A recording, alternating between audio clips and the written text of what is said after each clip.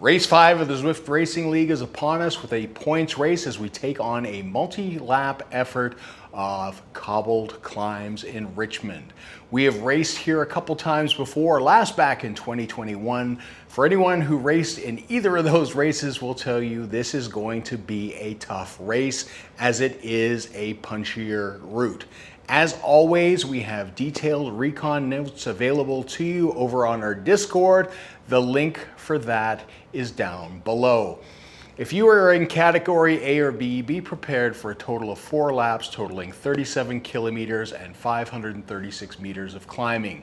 Meanwhile, categories C and D will complete 3 laps for a total of 27.8 kilometers and 403 meters of climbing. Bike choice here, all-rounders win the day. Again, it's hard not to recommend the Specialized SL8 as the choice bike here. But again, whatever your fastest, fully upgraded all-rounder is, go with that. As far as wheel sets go, the choice we're gonna say is the DT Swiss 65. From the start pens, it's going to be a short lead in to the lap finish banner. Here you will receive your first power up. This week, the power ups include Ghost, Burrito, Draft Van, and Arrow. Each of them has an equal opportunity of being pulled. From here, we will make a quick left turn and another left onto the descent of East Main Street. This is the longest descent on the route, so enjoy it while it lasts because there are some real stingy bits in this race.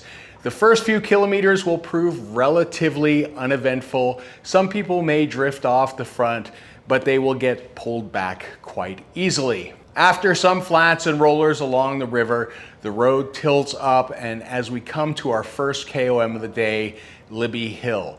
FAL and FTS points will be up for grabs here, so expect a surge. Now, at 4.6 kilometers, the hairpin turn is a good marker to know that you are getting close. Normally, I wouldn't discuss this point, but with the Ghost power up in play, it isn't a bad spot to use it. Utilizing the draft from what is sure to be a large peloton at this point, slingshot through the group to create a gap.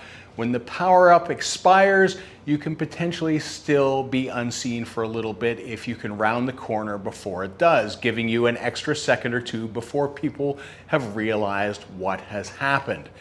That and the pre-climb rollers are going to potentially help create that break.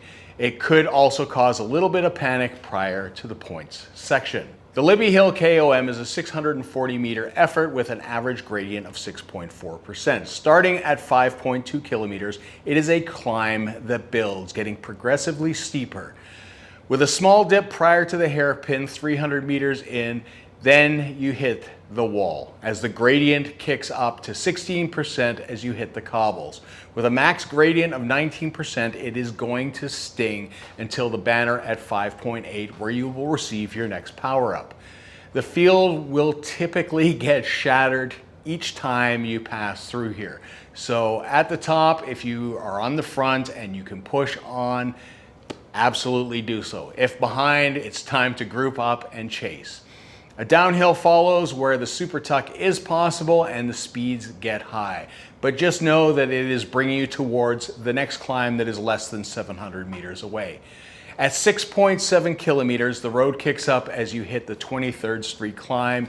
The ZRL calls it a sprint, and there is FTS and FAL points available here. Zwift, the last time I rode it, called it a KOM.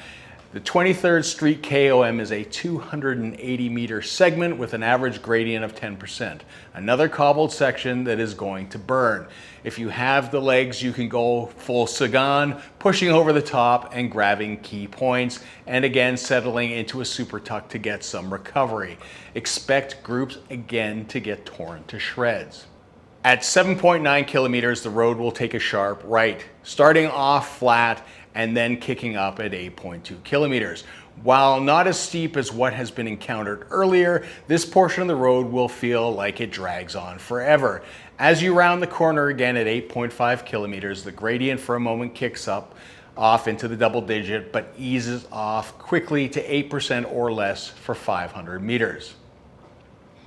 A left turn takes us to a false flat that will bring us to the lap banner and finish line. On the final lap, I wouldn't expect a massive group. Each lap is just going to tear groups apart. Front groups in contention for the finish will empty the tanks here to grab a spot or two, and maybe some true monsters can muster up a big sprint here, but this course is a world of hurt for most.